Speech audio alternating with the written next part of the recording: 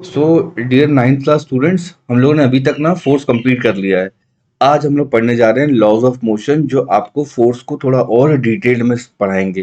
तो laws of motion किसके लिए होता है, सबसे पहले तो ये सुन लो आप लोग। Detailed study of force and motion. Laws of motion बच्चों इसके लिए होता है, detailed study of force and motion के लिए होता है। ठीक है, आप लोगों को टोटल 3 लॉज पढ़ने हैं बच्चों। कितने बोलो? We need to study about 3 laws. तो जो फर्स्ट लॉ ऑफ मोशन होगा वो बॉडी पे इनर्शिया से रिलेट कर रहा होगा। तो फर्स्ट लॉ ऑफ मोशन के बारे में बात करते हैं। बड़ा सिंपल सा लॉ है बच्चों, बहुत ही सिंपल। किस किस को इनर्शिया ऑफ रेस्ट वाली प्रॉपर्टी के बारे में मालूम है? एनीवन? देखो, अगर ये कोई टेबल का सरफेस और वहां हमारा कोई बुक वगैरह रखा हुआ है इस तरह से, देखो बच्चों, है ना? Let me colour it up. ये रहा। और बच्चों, किसी भी वन डायमेंशन एक्सिस पर कोई ऑब्जेक्ट अगर बच्चों मोशन कर रहा होगा, है ना, मूव कर रहा है, मतलब समझ लो राइट साइड में मूव कर रहा है वो, इस तरह से। तो देखो, जो फर्स्ट केस है वहां पर बॉडी कैसे है बोलो? रेस्ट। सेकंड केस में कैसी है बॉडी बोलो? एवरीवन? मोशन। तो फर्स्ट लॉ ये कहता है, कहीं ना कहीं वो इनर्शिया से लिया गया लॉ है, तो ये कहता है a body will continue at rest. जो रेस्ट पे होगी वो रेस्ट पे रह जाएगी, और इन यूनिफॉर्म मोशन, और अगर यूनिफॉर्म मोशन में है तो वहीं पर रह जाएगा। Body continues the state of rest और uniform motion until it is compelled by external unbalanced force। सबसे सिंपल सा एक डेफिनेशन है जो आप सबको याद करना है। ठीक है, इसको ऐसे भी लिख सकते हैं बच्चे, दो डेफिनेशन है इसके, मैं दोनों लिखवा देता हूं। ठीक है, यहां लिखा है a body at rest will remain at rest. बच्चे लोग, रेस्ट की बॉडी रेस्ट पे रह जाएगी, कॉमा लगा के, and a body in motion will continue in motion, comma, until it is acted by, क्या नहीं लगना चाहिए? until external unbalanced force। कोई प्रॉब्लम बच्चों आपको यहां तक? जो रेस्ट पर है वो रेस्ट पे ही रह जाएगा, और जो चल रहा है वो चलता रह जाएगा, जब तक उस पे बाहर से कोई फोर्स लाके ना लगा दिया जाए। तो मान लो रेस्ट वाली बॉडी पे आप फोर्स लगाओगे तो इसका मोशन चेंज होगा, बोलोगे यस सर। और मोशन वाली बॉडी पे अगर और मोशन फोर्स लगाओगे तो इसका वेलोसिटी और बदलेगा, और अगर रिवर्स में लाके लगाओगे तो ये क्या करेगा बच्चों, अपने आप को इसका स्पीड वगैरह कम होगा, जो आगे जाके आपको डिसेलेरेशन में मालूम पड़ जाएगा। इतना क्लियर हुआ क्या?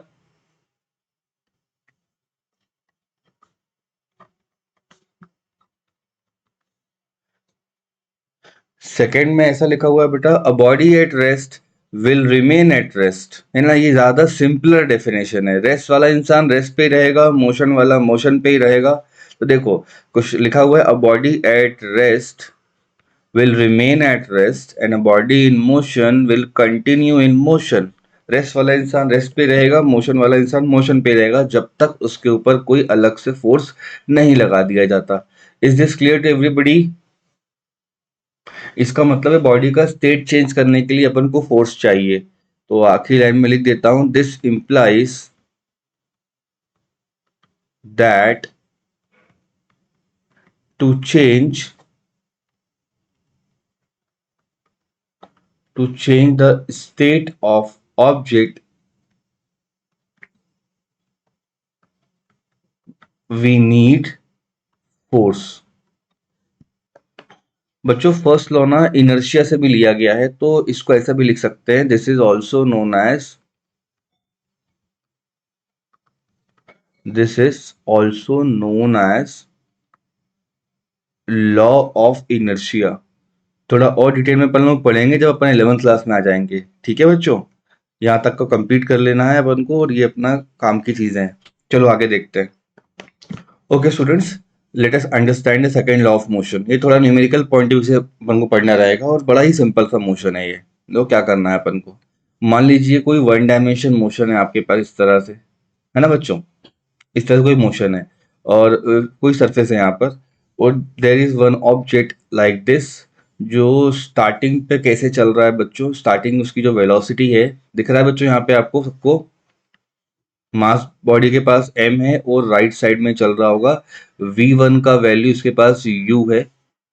क्लियर है बच्चों सबको। यहाँ पे देखो मास है और वेलोसिटी दे रखी है इनिशियल। क्या होगा अगर मैं इस पे कोई फोर्स लाके लगा दूं बैक साइड से, तो बोलोगे सर थोड़ा बहुत एक्सेलरेट करने लग जाएगा ये। पक्की बात है ना, अपन कहीं से फोर्स लगाते हैं, अपन व्हीकल भी चलाते हैं तो इंजन वगैरह से फोर्स लगता है, तो उससे क्या होता है बच्चों, एक्सेलरेशन मिलने लग जाता है। फिर क्या हो जाएगा इस बॉडी के साथ, तो बोलोगे sir this body will now change its velocity. इसका क्या हो जाएगा, वेलोसिटी में चेंज आ जाएगा, और उसको अपन v बोलेंगे। किस किस को आया ही समझ में।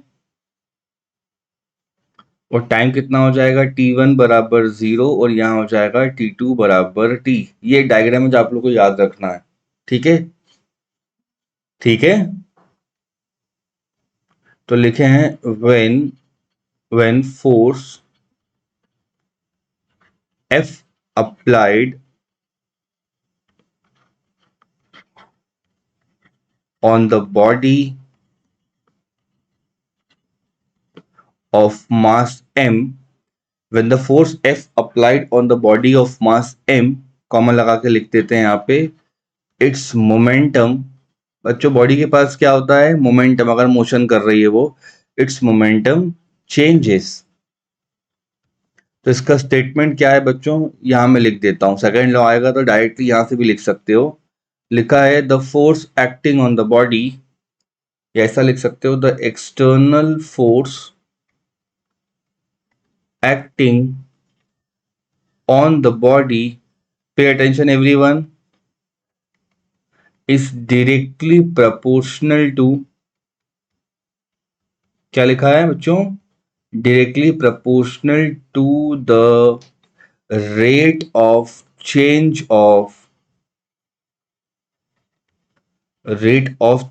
of momentum।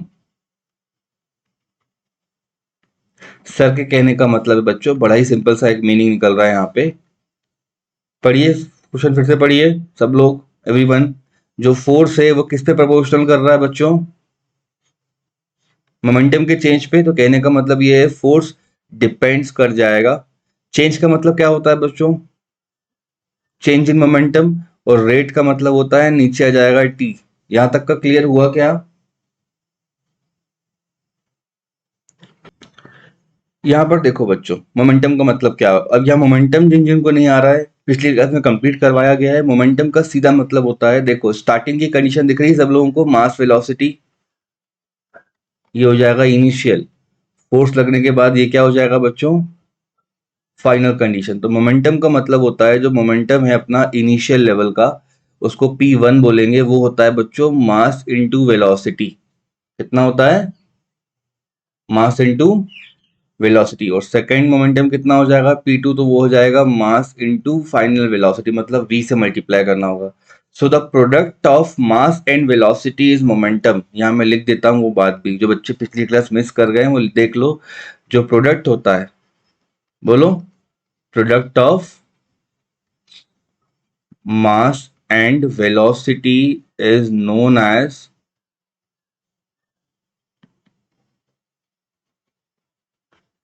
As momentum.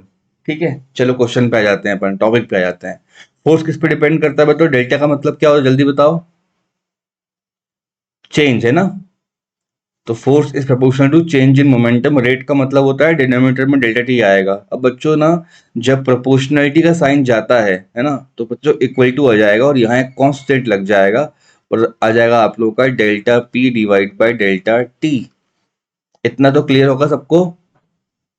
फिर हम क्या करेंगे, छोटे वाले के को ना 1 प्रूफ कर देंगे, तो आपका आंसर आ गया फोर्स बराबर, बोलो, delta P divide by delta T. कई लोगों को ये बहुत ही ऑड लगेगा कि डेल्टा कहाँ से आ रहा है, तो उनके बारे में बता दूं मैं। बच्चे लोग, फोर्स लिखा गया है राइट साइड में। डेल्टा पी का मतलब होता है चेंज, चेंज का मतलब होता है, बोलो बोलो जल्दी बोलो, final momentum minus initial momentum. और डिनोमिनेटर में आएगा बच्चों टाइम कितना लगा है, तो मैं लिखता हूं यहाँ पे टाइम इंटरवल। यहां तक का तो क्लियर होगा सबको। तो फाइनल मोमेंटम कितना हो जाएगा, m into v two minus m into v one divide by, बोलो, t two minus t one. ठीक, मास दोनों में से कॉमन निकल आएगा, अंदर क्या बचेगा बोलो, v two minus v one divide by कितना बच रहा है, t two minus t one. किस किस को यहां तक आ गया समझ में? तो V2 की जगह पे हो जाएगा V, U1, V1 की जगह पे कितना हो जाएगा U। टाइम बोलो कितना हो रहा है, T माइनस जीरो। कितने बच्चे ऐसे हैं जो पिछली क्लास से मोशन चैप्टर पढ़ के आए हैं इस क्लास में? तो बोलोगे sir V minus you divide by T का क्या मतलब होता है, जल्दी बोलो।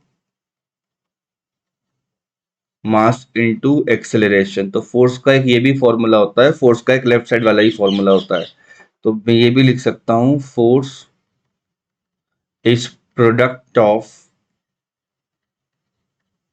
Force is product of mass and acceleration. ठीक है, तो बच्चों let me explain it one more time.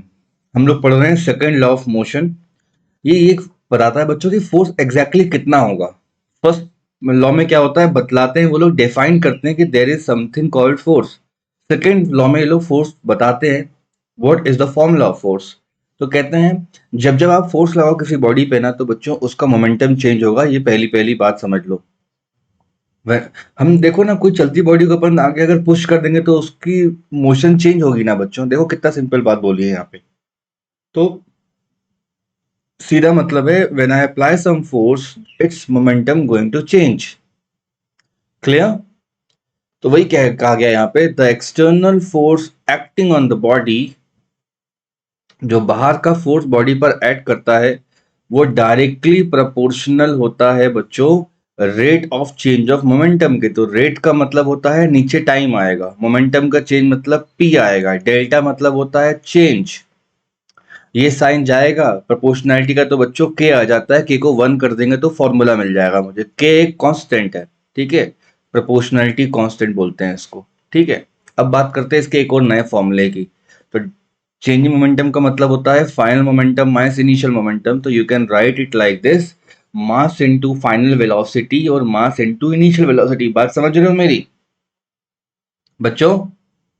Time हो जाएगा t two minus t one, तो तुरंत मिल जाएगा अपन को v minus u by t. और आप में से कौन बच्चा नहीं जानता कि एक्सेलरेशन को v minus u by T बोलते हैं अपन बचपन से।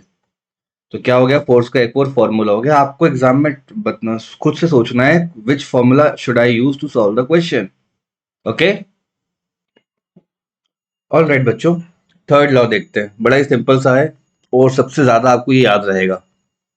बच्चों अपन कभी कोई गन वगैरह अगर फायर करते हैं ना, तो ये मान लो ये बुलेट है आपके पास, क्या है बच्चों, ये गन की बुलेट है। अगर बुलेट राइट साइड में बहुत ज्यादा स्पीड से ट्रेवल करता है ना, तो बच्चों जो गन होता है ना उस पे बैक साइड में ना एक जर्क लगता है हम लोगों को, जिसको फिजिक्स में रिकॉइल कहते हैं। ठीक है, तो अगर एक्शन आपका बच्चों लेफ्ट साइड में हुआ है तो उसका जो रिएक्शन होगा वो इक्वल एंड ऑपोजिट होगा, और वो क्या हो जाएगा, ऑपोजिट साइड में।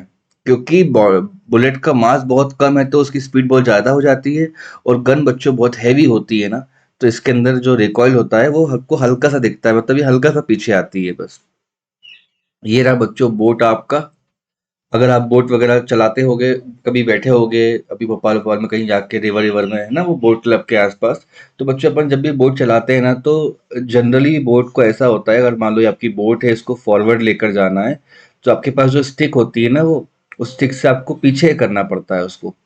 आप मेरी बात समझ रहे हो? तो एक्शन कहाँ पे होता है तो बोलोगे सर बैकवर्ड, रिएक्शन कहाँ पे होगा तो बोलोगे सर जी फॉरवर्ड। जिन जिन लोगों को स्विमिंग आती है उनको देखना कभी। तो स्विमिंग करने वाले लोग कैसे चलते होते हैं बच्चों, मान लो ये स्विमिंग वाला इंसान है, ठीक है, तो ये इसका एक हैंड हो गया, ये दूसरा हैंड हो गया, तो बच्चों उसको अगर मान लो इस तरफ चलना है तो उसको अपने हैंड क्या करने पड़ते हैं, पीछे लेके आने पड़ते हैं। तो एक्शन क्या हो जाएगा बोलो, बैकवर्ड, और रिएक्शन क्या हो जाएगा, फॉरवर्ड। इस डायग्राम में चारों जो डायग्राम दे रखे हैं वो यही समझा रहे हैं आपको कि every action has equal and opposite reaction. That's it बच्चों, कोई भी एक दो डायग्राम बना देना आप लोग, और इसमें जो सेंटेंस है वो लिखना होता है, it states that, it states that, क्या लिखा है पढ़िए, एवरी एक्शन हैज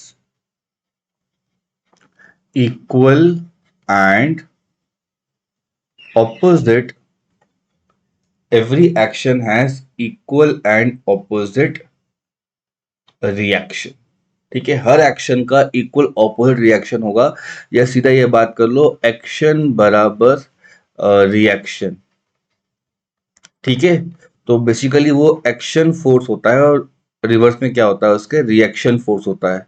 बच्चों यू कैन अज्यूम और imagine some other example also, क्योंकि दिन भर अपन देखते हैं अपने डेली हाउस होल्ड में, there are so many examples. जिन लोगों को किक वगैरह मारते हो व्हीकल के अंदर, तो आपने फोर्स लगाया, कई बार वो रिवर्स में आता है तो हमको लग जाता है ना। कई सारी चीजें आप देखते हो, जनरली स्प्रिंग वगैरह में देखते हैं, उसको आप एक्सटेंड करते हो तो आपको रिएक्ट करता है। तो जहां भी फोर्स लगाते हो बच्चों, वो फोर्स हमेशा अपन को रिएक्ट करता है।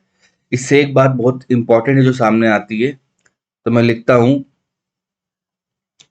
फोर्स ऑलवेज, कहीं पर फोर्स बच्चों अकेला फोर्स कभी नहीं लगता है। तो ये एक इंपॉर्टेंट पॉइंट है जो आपको सीनियर क्लास तक हेल्प करेगा। तो फोर्स ऑलवेज एक्ट्स,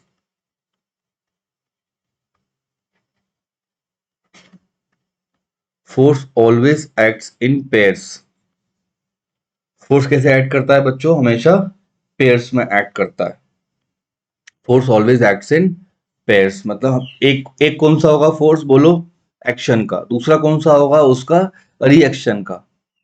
क्लियर है। और ये दोनों के दोनों फोर्स ना एक साथ लगते हैं, ऐसा नहीं कि एक लगा तो दूसरा एक घंटे बाद लगेगा, एक साथ लगेंगे एकदम। एक्शन जैसे लगाओगे आपको रिएक्शन मिल जाएगा। ठीक है, तो वो पॉइंट भी हम मेंशन कर सकते हैं, both action and reaction acts simultaneously. ये लास्ट के दो पॉइंट ज्यादा इंपॉर्टेंट लिखवाए हैं बच्चों। तो थर्ड लॉ कितना आसान है देखो, क्या है बच्चों थर्ड लॉ का मतलब, एक्शन बराबर बोलो रिएक्शन, राइट। और सेकंड लॉ क्या कहता है बच्चों, फोर्स को उसने फॉर्मूला दे दिया, और फर्स्ट लॉ ने बस एक सिंपल सी बात बोली कि रेस्ट पे रहने वाला इंसान रेस्ट पे रहेगा और मोशन वाला मोशन पे रहेगा, अनटिल एंड अनलेस कोई एक्सटर्नल फोर्स ना आ जाए। तो यहाँ हमने तीनों लॉस कंप्लीट कर लिए हैं बच्चों अपने। कोई प्रॉब्लम यहाँ तक।